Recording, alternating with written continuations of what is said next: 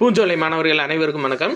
இன்னைக்கு சிவாஜியோட அவையில் இருக்க அஷ்டபிரதான்களோட பொறுப்பை பற்றி பார்ப்போம். அதை ஷார்ட்கட்டாக பார்த்துலாம். அதாவது பாருங்கள், பந்த் பீரதான் பேஷ்வா அப்படின்னா பிரதம அமைச்சரை குறிக்கும்.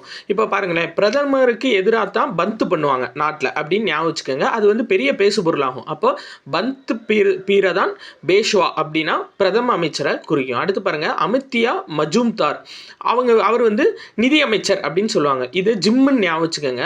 இப்போ ஜிம்முக்கு போய் எக்ஸசைஸ் பண்ணாமல் அமைதியாக இருந்தால் அவங்களுக்கு நிதி கொடுக்கணும். சரிங்களா? எக்ஸசைஸ் பண்ணால் நிதி கொடுக்க தேவையில்லை.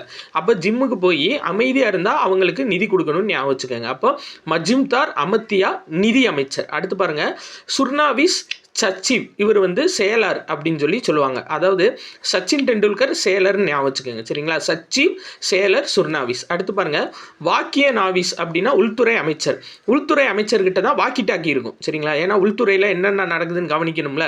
அப்போ வாக்கி டாக்கி வச்சிருக்கவர் யார் அப்படின்னா உள்துறை அமைச்சர். வாக்கிய நாவிஸ் உள்துறை அமைச்சர். அடுத்து பாருங்க, சேனாபதி அப்படின்னா தலைமை தளபதி. இது நம்மளுக்கு ஈஸியாக ஞாபகம் இருக்கும். அவரை வந்து சர்ன்னு சொல்லுவோமா, அப்போ மரியாதையாக சர் அப்படின்வாங்க. அப்போ சர் இ நௌபத்து சேனாபதி அப்படின்னா தலைமை தளபதி. அடுத்து பாருங்க, சுமந்த் துபீர் வெளியுறவுத்துறை அமைச்சர்.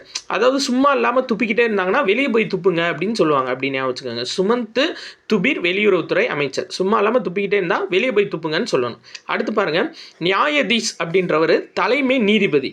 நீதிபதியாக இருக்கவங்க எப்பயுமே நியாயமாக தான் பார்ப்பாங்க. அப்போ நியாயதீஷ் அப்படின்னா தலைமை நீதிபதி. அடுத்து பாருங்க, பண்டிட் ராவ் அப்படின்னா தலைமை அர்ச்சகர்.